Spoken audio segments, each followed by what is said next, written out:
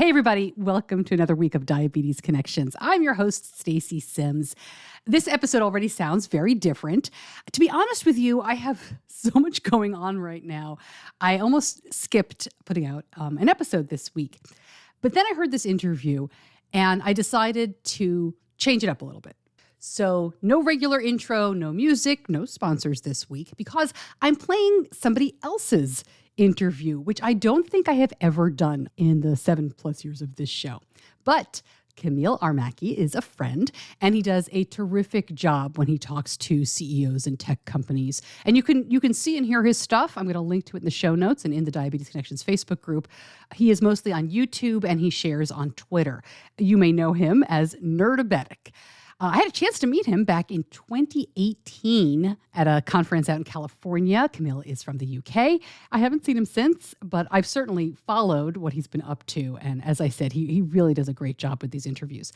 This is a brief talk with Dexcom's Jake Leach, formerly the CTO, the Chief Technical Officer, and he is now the Chief Operating Officer at Dexcom. We've talked to Jake many times before, and he has some great info here about the G7 and some other things happening at Dexcom. Please note, for our mostly American audience, the G7 is still in front of the FDA, so it is not yet approved in the United States. However, it is approved in Europe, and that's what you hear Kamil talking about right at the start. And there's no preamble, there's no introductions, they get right to it. The first voice you hear is Kamil's, and then it is Jake Leach, the Chief Operating Officer of Dexcom. And as always, this podcast is not intended as medical advice. If you have those kinds of questions, please contact your healthcare provider.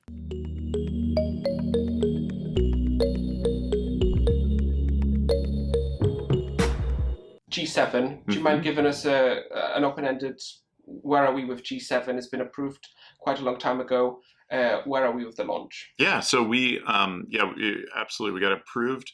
We had a CE mark for the product in March, and we rapidly, the next month, moved into a limited launch in the UK. So giving users that initial experience as well as clinicians. And so that's gone extremely well. The feedback's been fantastic. I think some of the things that are most notable from the feedback are users are really excited about the size of the wearable being 60% smaller than G6, as well as the ease of use of the getting started with the applicator. It's a very simple process, reduced steps over G6.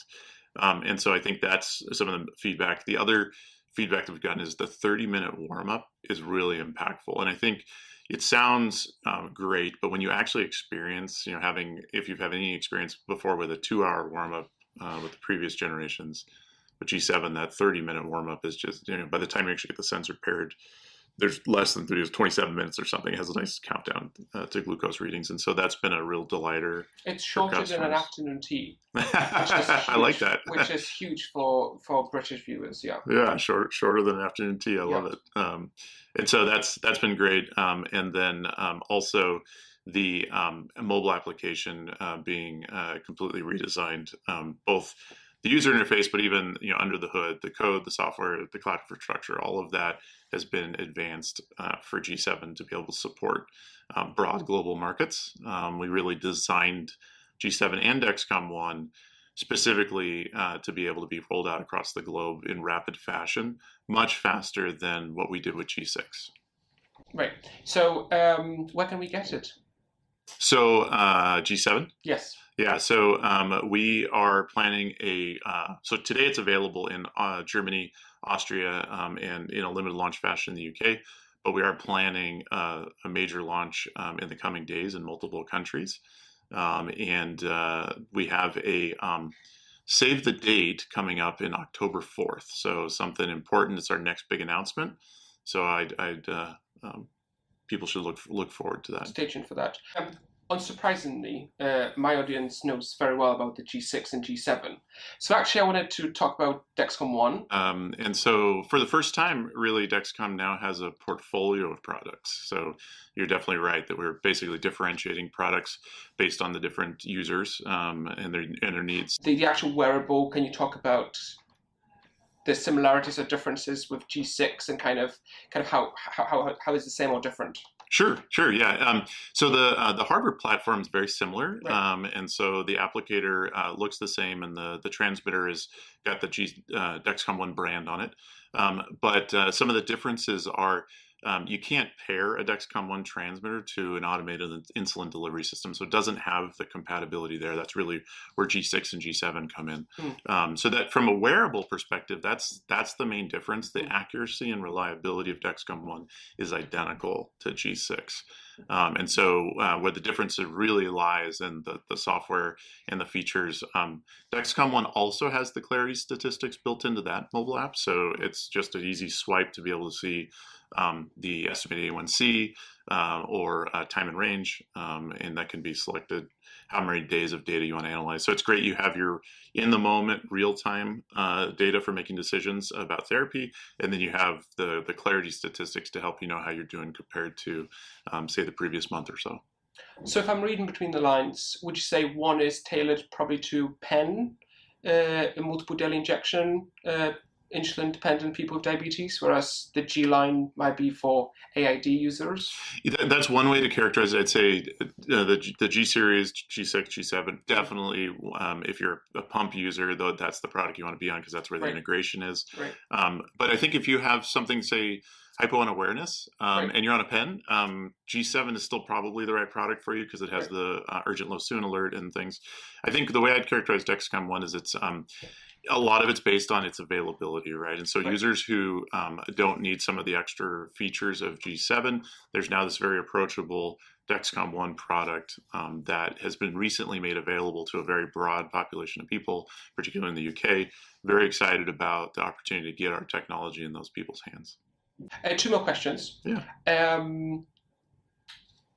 If we look at a topic of availability that you mentioned earlier, without getting too much into pricing specifically, if you kind of say, here is Dexcom One, here is G6, where would you see G7 fit pricing-wise into that? Would it be between, is it cheaper than G6 or is it more expensive than G6 on the high level? Would you comment on that? It's basically, it's parity of G6. Right. It's designed to go, the G7 is designed for that group of users. And so from a pricing perspective, it's parity there. So if someone has coverage for G6 at the moment, they can feel reasonably confident that they should, similar like they had coverage for G5, they were transitioned to G6, similar process should follow for G7. Absolutely. Yeah. Our intent is once all of the pump connectivity is there for G7, because our pump partners are working on that right now. Of course. Once that's there, we'll be transitioning all users to G7 from G6 that are currently in G6. Final question, which is very September oriented, iOS 16, something that my messages have just exploded about. Can you give us an update on your compatibility with the newest OS for iPhone? Yeah, absolutely. So we learned early on with some beta testing that some of the security libraries that we use in our when we compile our software for mobile applications, we had some issues with iOS 16 with the beta. And so we rapidly addressed those and launched a new version of the app several weeks ago. And so the message to users is, if you're on G6 now on iOS, upgrade to the latest app in the store. They're all there. They're ready to go. If you haven't already, upgrade. And then when iOS 16 is available, or when you upgrade to it, you'll have no problem. There still is a period of time where users get the notification saying we're still in testing. But so far we've seen there's no compatibility issues. We'll do our formal testing and get to the point where the message for users every day goes away. But as of right now, we know no issues with iOS 16. Yeah, I've downloaded iOS 16 on the first day as a G6 user, no issues. Yeah, thanks, perfect. Jake. So what do you think Dexcom is going to be announcing on October 4th? We shall see. All right. Thanks so much, Kamil, for letting me share your interview. Again, I'm going to link up to all of his channels in the show notes and in Diabetes Connections, the group. I will be back with our newscast on Friday and then regular episodes back next week, unless Nerdabetic scoops me again. Maybe we'll make him a regular correspondent for the show. Thank you so much for joining me for this abbreviated episode. I'm telling you guys, I don't remember the last time I was this busy between the book, which comes out November 1st. We've got the Mom's Night Out event that is coming up in January, a bunch of stuff just happening in life. So I appreciate you understanding. I'm Stacey Sims. I'll see you back here in just a couple of days. Until then, be kind to yourself. Diabetes Connections is a production of Stacey Sims Media. All rights reserved, all wrongs avenged.